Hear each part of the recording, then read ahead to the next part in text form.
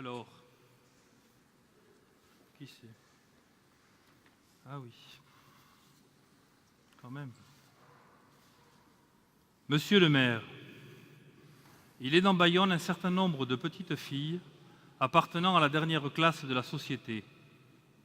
Quelques-unes absolument orphelines. D'autres privés de leur père ou de leur mère. D'autres enfin qui, dans leurs parents, ne trouvent que de pernicieux exemples. Trop souvent de funestes conseils. On les rencontre dans les rues dans un état digne de pitié. Pieds et jambes nus, vêtus de lambeaux sales et dégoûtants, et portant tous les traits de la plus extrême misère. Leur morale est dans un état plus triste encore. Croupissant dans une ignorance absolue, elles subissent toutes les conséquences de leur déplorable situation. nous étions entassés dans une même chambre. Avec père et mère. Elles respirent quelquefois avec 6 ou 7 frères et sœurs. Je ne sais quel air infecté de corruption. Étrangère à tout noble sentiment.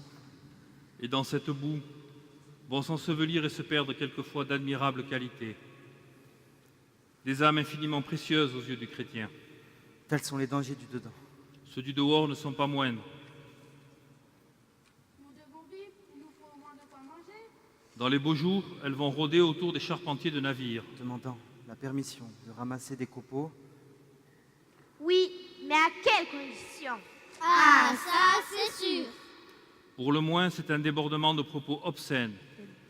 Et les petits garçons, qui y vont aussi comme les filles, en deviennent les fidèles échos et achèvent avec trop de succès l'œuvre satanique d'une complète démoralisation. Dans les jours de pluie, les ouvriers ne travaillent pas Les coupes et manquent. leur unique ressource est la mendicité. Dans cet état de choses devient plus grave à mesure que ces petites grandissent. Et sans vouloir exagérer la série des malheurs qui les conduisent jusqu'aux profondeurs de l'abîme, Je peux néanmoins assurer sans fois accoutumé.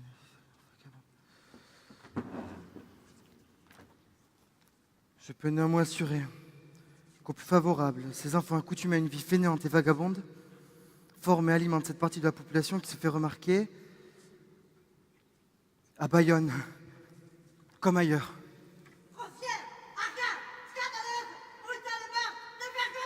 Oh, c'est pas vrai! il est d'autres conséquences que vous devinerez aisément, monsieur le maire, sur lesquelles je veux jeter un voile. J'ai horreur en pensant que ces pauvres infortunés, à l'âge de 15 ou 16 ans, deviennent pour d'exécrables êtres. Quelquefois pour une mère dénaturée, l'objet d'une infâme industrie. Il est ainsi pourtant. Et moi-même, ce n'est qu'au prix de grands sacrifices que j'ai pu arracher des victimes à d'inévitables immolations.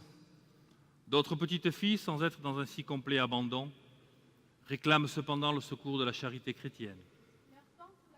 Car le plus souvent, elles n'ont pas de père. On put nous nourrir avec d'immenses peines jusqu'à notre première communion.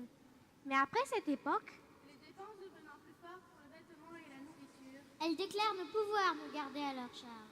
qu'allons-nous Devenir Traîner une vie aventureuse et misérable.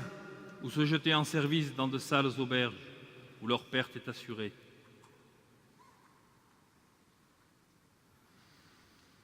Veuillez agréer, monsieur le maire.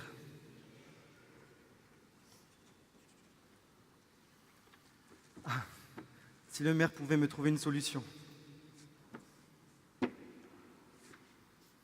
Le nombre des pensionnaires au Hougassé ne cesse d'augmenter.